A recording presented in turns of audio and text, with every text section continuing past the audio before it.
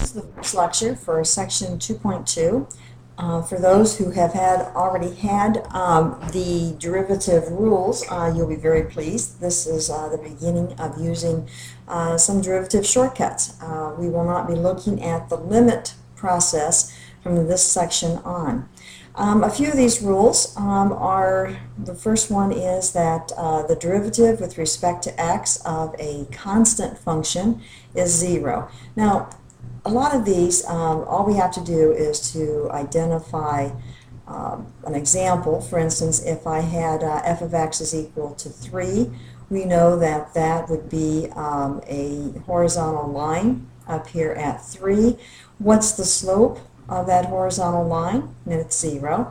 And remember, the derivative tells us the slope of the line tangent to the curve at a point. Well, for this function, it is always horizontal, therefore the slope is going to be 0. So again, this represents now the output expression, and this would be similar to what we are looking at over here as f of x is equal to 3. Okay, then we have the what's called the simple power function. So simple power function, this was called the constant rule.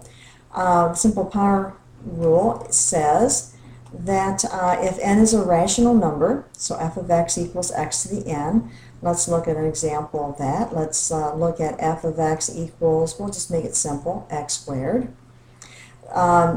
Then the function is differentiable and is defined in this manner.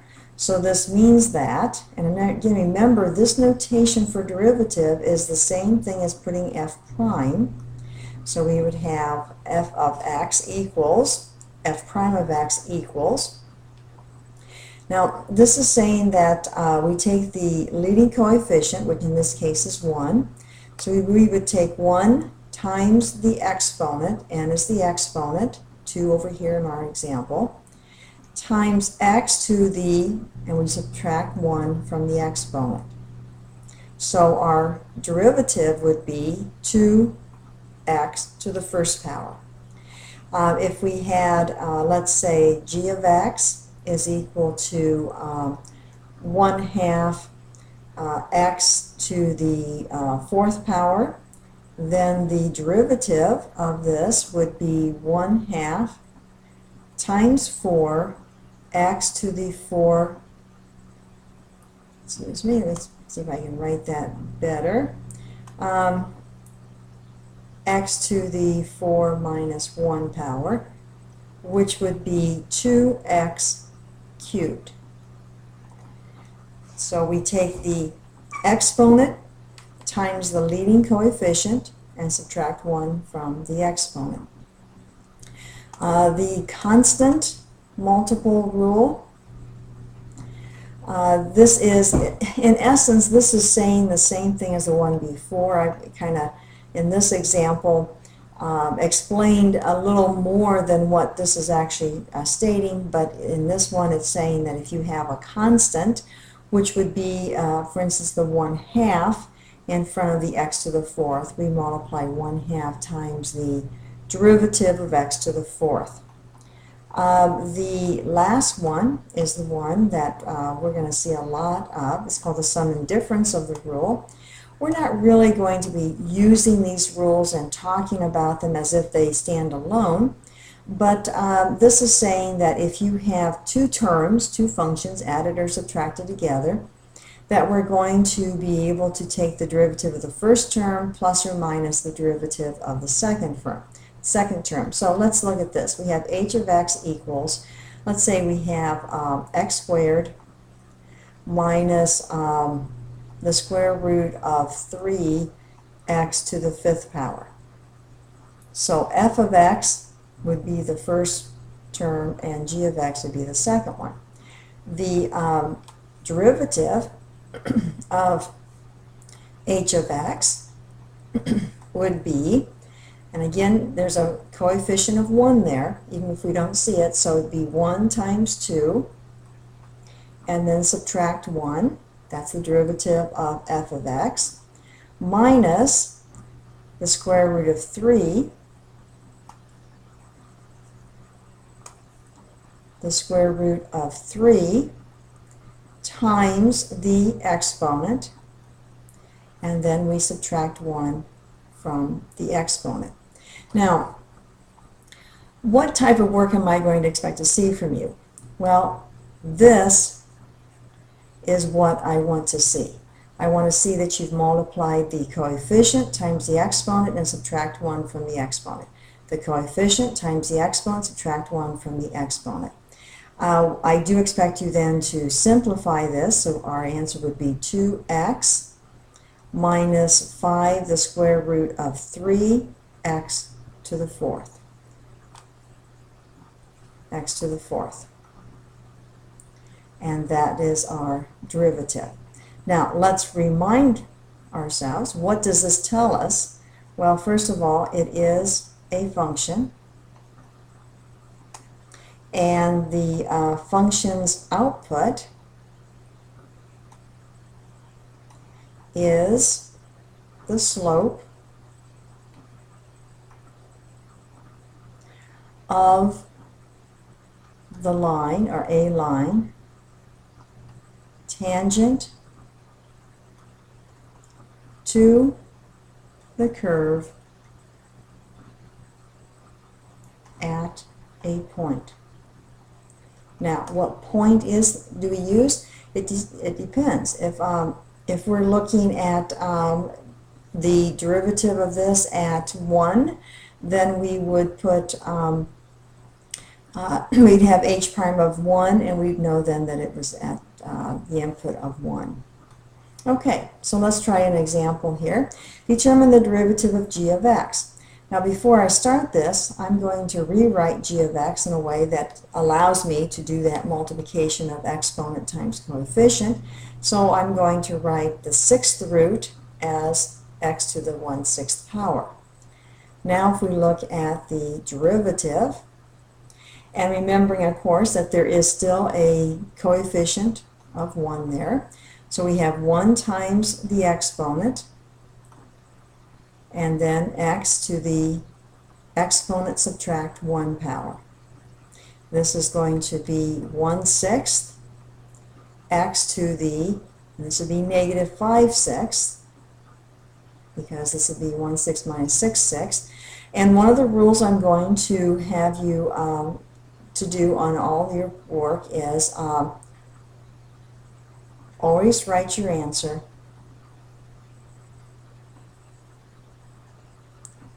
with positive exponents.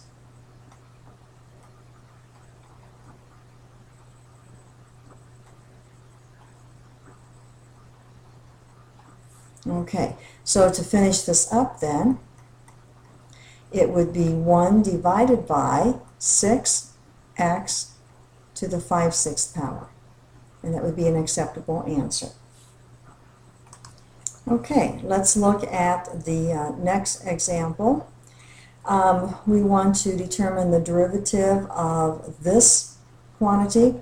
Now, we will have a rule coming up that talks about the derivative of a product of two functions. However, at this time, we don't have that rule. So what we're going to do is expand this, and we're going to expand it using the FOIL method that you learned back in Algebra 1. So we're going to take f of x equals, and first terms would be 2x cubed.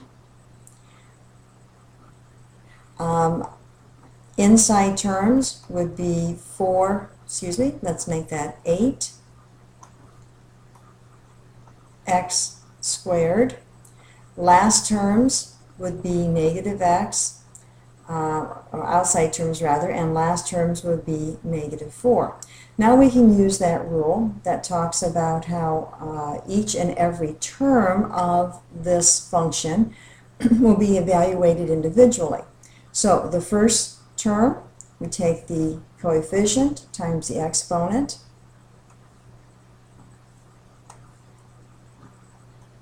and we subtract 1 from the exponent. Second term, the same thing. We take the coefficient times the exponent, and then we subtract 1 from the exponent. Third term, we take the coefficient, which is 1, we don't see it, but we know it's there, times the exponent, which is also 1, so it'll be 1 times 1,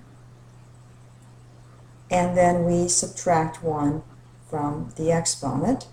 And last, we take our constant term. Now let me explain. The constant term actually could be written as x to the 0, 4x to the 0. Recall that x to the 0 is equal to 1. The exponent tells us how many times we use the base as a factor. It says we don't use the base at all, but there's always the factor of 1 there, and so if I don't use x as a factor, then I just have the coefficient of 1. So this would be 4 times 0, and then this piece really doesn't matter, and we had a rule that told us this is going to be 0, but this is why it's going to be 0. Okay, so our derivative would be 6x squared plus 16x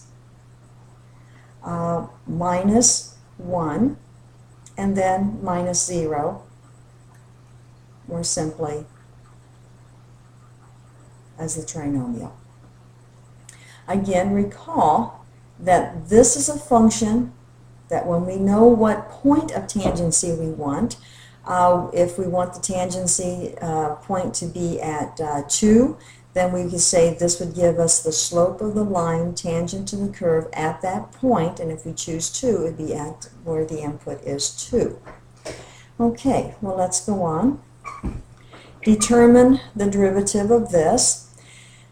Again, we don't have any process right now. We will in just a little bit have a way of determining the derivative of a quotient, but we don't need to worry about that because we can write this as pi divided by 25x squared, and we can even write that then as pi divided by 25 times x to the negative 2.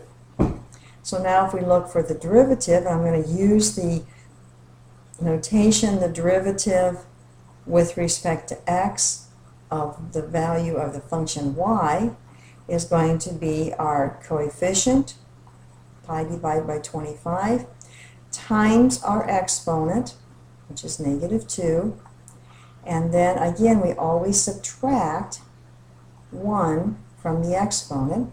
So our derivative of y with respect to x, dy dx, is negative 2 pi divided by 25 x to the negative 3. Remember, I want you to always have positive exponents only.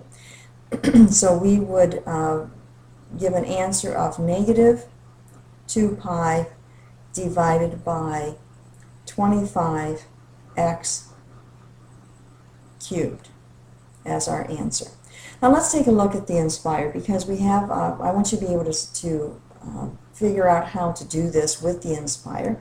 So take your inspire, get a calculation page. If you go to menu, go to calculus, right there at the top is the derivative.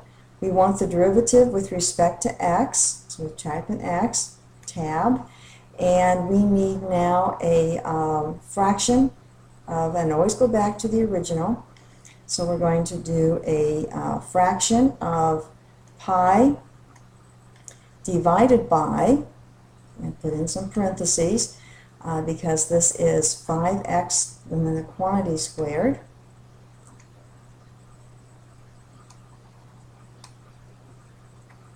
And if we simplify that, we do get the answer that we have here.